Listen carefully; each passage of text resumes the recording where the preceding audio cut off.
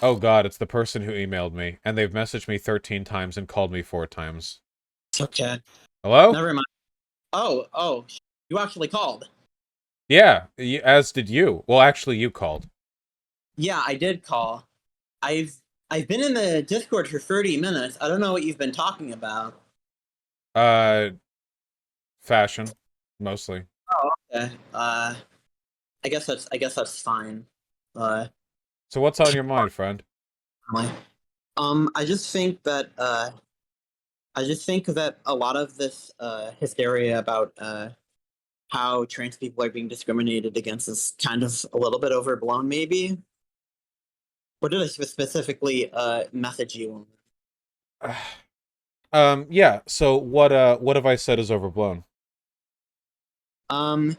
You, I just think you've been overblowing a lot of the panic on conservatives wanting gay people dead. I think you've been fear mongering about for a while now with weapons, and I'm just worried that that's going to lead to trans people, oh, like myself, killing themselves. Well, I don't want you to kill yourself.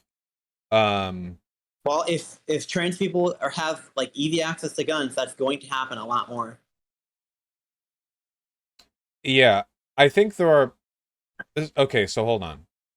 Do you, Yeah, just so we do this one at a time, do you have an issue with what you perceive to be the hysteria and the fear mongering, or do you have an issue with the idea of firearms being amassed as a way of deterring genocidal violence? I just have an issue with like scanning weapons. Okay, I just think that I do think there are some conservatives who want people dead. There's a lot of shit in my personal life where I've dealt with people who are like that, but I mean, I do not think it is most of them, and I do not think the solution is to give trans people like guns in general, because I know a lot of trans people, myself included, and we don't have the best mental state at the moment, and I just think you're manipulating your audience a lot. So, I want to know, so both, if you believe that conservatives really did want trans people dead and there was an imminent threat of a genocide, would you support I the just don't. idea of guns being I, amassed? I just don't think right now most of them are really on board with this No, yet. but if that could be proven to be the case, would you be on board with the firearms being amassed? Because I'm trying to determine what your actual issue here is. It's with I just have firearms principally, or is it that you think the firearm prescription is unnecessary and overblown? I just think it's overblown. I think that if trans people are on the verge of being genocided, I think that our resources are would be better spent not having guns and more on like trying to get trans people out of Republican run states at that point. Because I think a lot of trans people would just like with like an imminent genocide, they would just rather die than to have to deal with themselves being genocided. Okay, so if that's the case, the so-called hysteria and fear-mongering, they're not really issues then. Because no matter what you believe Republicans want to do with queer people, you would never be in support of firearms as a prescription to address that. I just don't think we should be fighting like I also don't think we should be fighting violence with violence, you know? I just don't think that arming like people who are like dealing with a lot and are mentally like unstable at this moment, you know, I don't think that's a good idea really. I think that's just going to beget more violence. Well, it is true that having a firearm in the household increases the likelihood of you dying by a firearm, but I do think that mass gun ownership by people as a political group or class or in an area can be an effective deterrent in the case of the breakdown of civil society, like if there's on the street violence. Like I think your phrasing was a bit weird. I think that you phrased it like you're more likely to die with a by a gun if you have a gun in your home. I think specifically what you mean is that you're more likely to kill yourself with a gun if you have a gun in your. Yes. You're more likely to die by gun in general. I think the likelihood of you dying by a gun broadly, even not by your own hand, goes up. But yes, primarily by suicide. All right. Um. So like, I just don't think that there's a justifiable reason to like have like trans people like armed at this point. I just think it would be, again, the resources that could be spent arming trans people and getting them to like, kill conservatives or whatever you think is just like not. I just don't think it's worth it. I just Well, think you should just try to get them out of there. I'm not expending any resources. I'm only saying that if you can get a gun, you should, if you're in a good mental state. I do always add that qualifier. If you feel that you wouldn't hurt yourself with a gun, that you feel like you're responsible enough to own it, that sort of thing. Would you be But you see, okay that's not if a I lot of the. said all cis people get guns to defend yourself? I'm just saying you've been specifically aiming the arming of guns towards trans people, is what I'm saying. Oh no, it's about the trans community predominantly, but the gun ownership is about everyone. It needs to be people in left-leaning areas. If trans people by themselves own the guns, all gun ownership is going to be is a mark that you should be targeted by the state. If everyone in left-leaning areas has guns, they can protect broader communities, you know. Ideally liberals as well. There are liberals who watch me. All of them That's just actually. not feasible, though. I don't think you can get like every single leftist to own like a gun, and I think leftists make up like what 20% of like the U.S. population. I think maybe. I don't even know if they make up that. I can't get anyone to do anything. I'm just a YouTube channel, but I do think that people who are left-leaning should have guns. Liberals, leftists, trans, cisgender, if they own guns, that makes me happy, as long as they can use them responsibly. But I just don't. I just legitimately don't think that is always the case. Really, I I legitimately think that you're better off. You're better off not having the guns. Well, it seems like it seems like your issue then is more to do with gun rights than it does with any perceived fear mongering. You know, I was all ready to Oh, talk don't about worry. all I the also ways in think which that a Republicans lot of. want gay people dead or trans people dead or whatever, but if I it's do a think some fundamental issue, Republicans want them dead, but I don't think most of them do. well, what matters is the actions that are taken by the conservative group as a whole, more so than anyone's individual intentions. Well, I just think that they're a vocal minority. That's all. Well, if they're a vocal minority and they're also the group that gets elected by the Republican constituency to represent and lead the country, I would say that it's a worthwhile issue. You know, they can be like Hitler was a vocal minority in a country of millions, being one person. It's just a very powerful position he occupied. Well, I think that in that position, never mind. It's just really. I'm just sorry. I'm really passionate about this issue, and You don't need to worry about it, and I'm not offended by you bringing it up. I understand that advocating for gun ownership is going to lead to a higher likelihood of people dying by firearms in general, but I feel the same way about encouraging people to get their driver's license, which I do, by the way. More people, of course, die in car accidents than they do in well, firearms. cars are like a necessity, though. You Well, can't go anywhere without like a car. what do you think Uh, I think guns in the Gun. hands of the left are? Again, I think just violence in general, like against like the moderate conservative, is not a smart decision. I don't think a moderate conservative's opinion is really relevant here. I only care about the direction this country and its conservative wing are taking when, you know, directed against, well, not just queer people, you know, I mean everyone really, but specifically trans people are the ones getting the short end of the stick here. We know that fascist coups aren't an impossibility. I know they happen. They have happened before. We have every reason to believe the Republicans in this country are trying to make one happen. I think given those circumstances, it's really important that, left-leaning areas of this country be essentially impossible to militarily occupy. And that's my hope, you know. It's not just That's about the trans people themselves. that's just not going to happen. I think the I it's just not going to happen. I don't think that militarizing like urban areas or leftist areas it's gonna do much whenever you have like such an authoritarian state such as the United States of America. I just think that the police are far more armed. I just think that the The best police. solution would Oh, be to get out of America in general the for police the can't handle a more single likely school shooter. discriminated against. The police won't be able to do anything against a sufficiently armed population if the police decide to side with the fascist coup. The issue is that this country is so federalized that if there ever was some big fascist takeover, The difference between the cops like stopping a school shooting and the cops stopping a revolution is that the cops have more of an incentive to stop a revolution. They don't have as much of an incentive to stop a school shooter. I think they have a strong incentive. At the end of the day, we know from Afghanistan, from Vietnam, we know that occupying an area is very difficult. You know, think of a city, right? Like a city, in terms of military occupation, if you're not willing to level the city, and that's critical here, okay? No coup in America would want to level American cities. It would be counterproductive.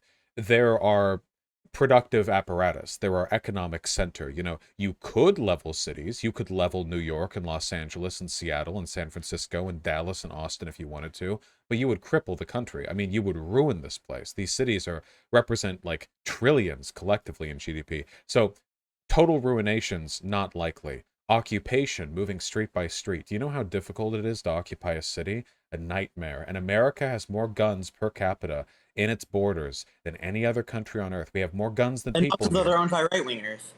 Yeah, well, Most of that's a those are well, that's a problem we can fix. That's what I'm trying to address here. Yeah, they have all the guns, and cities are like big ripe targets for them because you have whole neighborhoods of soy-chugging liberals who have never touched a gun in their life who could be overwhelmed by a single militia group, like just a truckload of guys with AR-15s if the shit ever hit the fan. What I want is that if things ever get really bad, you know, like fighting in the streets, there are militia groups just gunning down black people, you know, whatever.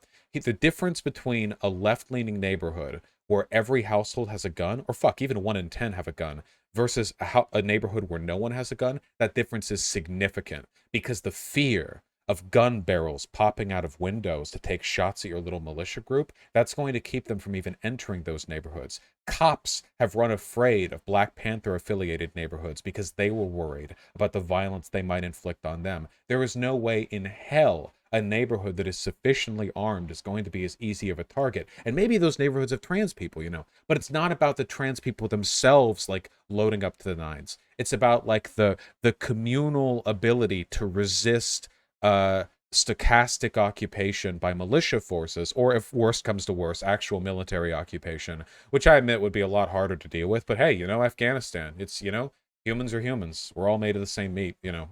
We should have a right to defend ourselves, no matter who's trying to kill our gays. You get what I mean, right? I mean, I understand what you mean, but considering that you think that conservatives are just like dead, most conservatives are dead set on wanting trans people and gay people and like black people dead. Do you think like a few guns are going to stop these types of people? These types of people are like, you know, you've gone over like footage of like these like Proud Boys who are like complete like sociopaths. They still fear death. But I don't think most conservatives feel that way. I think a small and powerful minority of conservatives feel that way, and they're able to use propaganda to effectively manipulate the interests of their broader constituency to move them over. So, like, take this gay thing, for example, right? Now, back in the 1980s, during the AIDS crisis, conservatives wanted gays dead. I think that's a very unambiguous interpretation of their behavior. Ronald Reagan denied the CDC the ability to meaningfully study AIDS.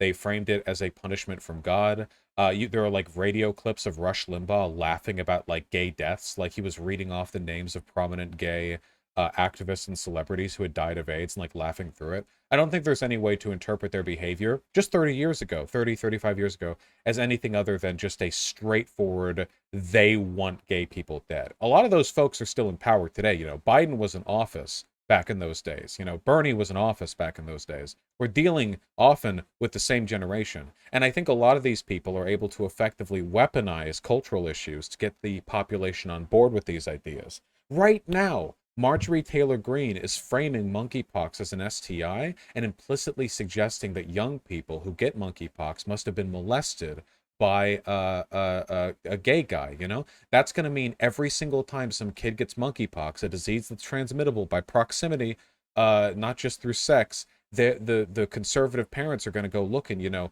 oh, is there a gay teacher who teaches my kid? Is there like a gay this or that? You know, it's going to come down to the grooming narrative. And what do people do to groomers and pedophiles, right?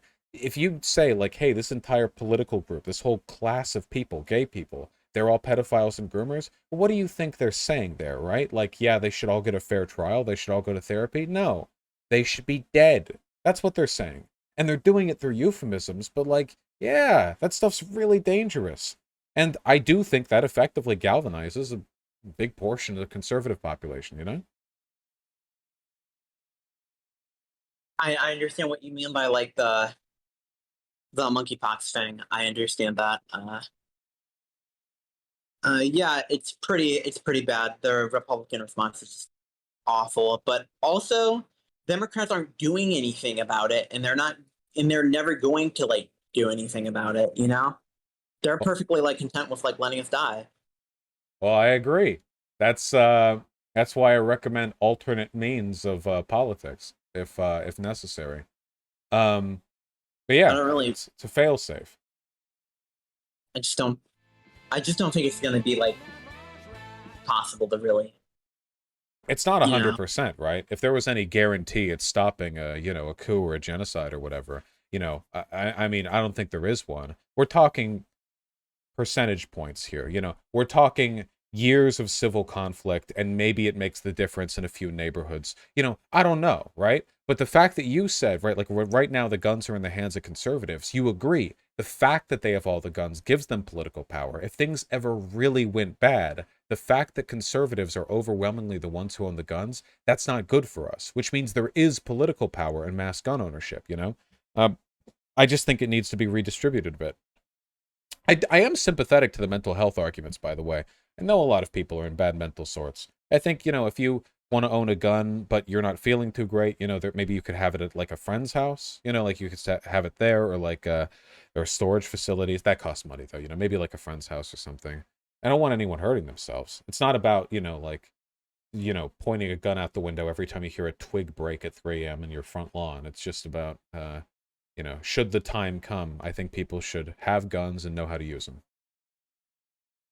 Yeah, that sounds like it makes a little bit of sense. I mean, it's just like it's just I don't really think that we are we are going to be able to sufficiently be like a vocal enough to really arm like the left or like any liberals, you know, in the media, you know, because like leftists in America are like seen as being like against guns, you know.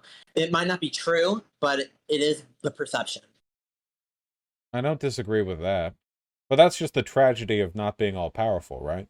I mean, we all do the best we can given the abilities we have. I'll try to move as many people over as I can. I can't really promise to do much beyond that, though, in any case. I'm not capable of ending racism either, but I'll still make arguments against it. Um, yeah.